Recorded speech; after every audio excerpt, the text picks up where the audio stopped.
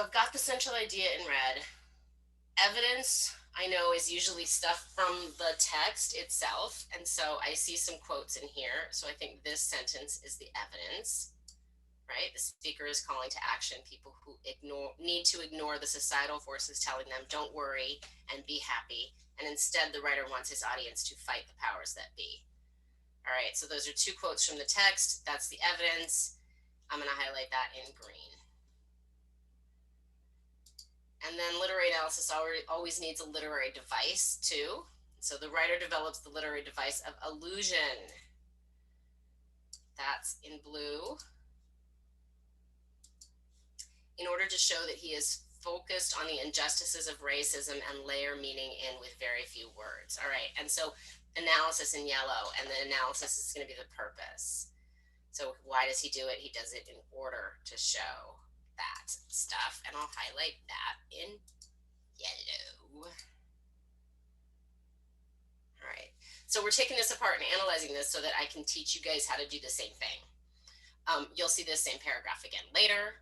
Right now, I'm just going to give you a little lecture. Sorry, I'll record it and it will be posted. So if you missed something, it's fine. So what we're working on is literary analysis. And we want to ask ourselves, what is the purpose of a literary analysis essay? Like, why am I writing this? So you're doing it to demonstrate why the author used specific characters, themes, settings, imagery, etc. in their writing. So you're using it to show that you understand those literary elements. You're also doing it. The main reason why students write a literary analysis essay is to demonstrate that they've read a text and fully understand its deeper meaning. So you do it just to prove that you really understand what you read.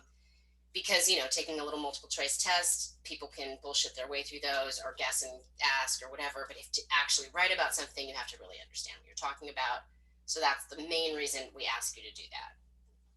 It's one of the tasks on the Regents exam, which you may or may not have to take, depending on if they keep doing waivers in the June for COVID, which is a high possibility. But your Regents exam waiver will look a lot stronger if it comes with a portfolio that shows that you have this skill. So I still figure we should teach it. Plus, it's on the list of things I'm supposed to teach you, and it's one of my more favorite ones. So it's not that hard, really, to do a literary analysis. The first thing is you just have to get to know some of the literary devices. And then once you know some and you see which one is being developed, you just name it, right? So the one I'm teaching you right now is allusion. You just say an allusion is a reference to another work. And if you know what that is, you've done the first level. Now, the next thing you want to ask yourself is, how is that literary device specific to this text? Like, how is it being used in this particular text? If you're using conflict, what is the conflict? If you're using symbolism, explain the symbol in the text. If you're using allusion, explain what is it alluding to and why does that make extra meaning in this text? And then the writer's purpose level. The reason we're doing the whole SPAC thing, the SPAC part of SpaceCat, is that we want to get to this purpose, right? Because the purpose level is, what is the writer's purpose for including that literary device? Why did they put the allusion in there? What is the writer doing to the text by including this literary device? Well, what is he doing in Fight the Power by putting the allusions in? He knows that if he tells you Elvis ain't shit, right? Elvis was a hero to most, but he never meant shit to me. He's saying in very few words this whole bunch of stuff if you're in the know, right? So if you're the woke person that studied Elvis and you know that he was racist and you know that he stole music from Black people and dance moves from Black people and then got famous off of them and made his fame and career and became the king of rock and roll off the backs of Black artists, then you understand and you have this whole extra layer of meaning because you get the allusion to Elvis and who he was and what he meant. But if you've never heard an Elvis song and you don't know anything about Elvis, that doesn't have as much meaning. So the purpose of it was to put a lot of meaning in just a few words. That's why authors use allusions. And then the last level is the thematic world level. This is where you get to what is the central idea, because the central idea of a text is why we actually read and why people write poetically and in these sorts of different ways, why we write music, why we have song lyrics. It's because they have a message to send, right? And so they code that message in these beautiful words that if you think about them, you'll get the message. And that's because people don't learn by just telling them straight out.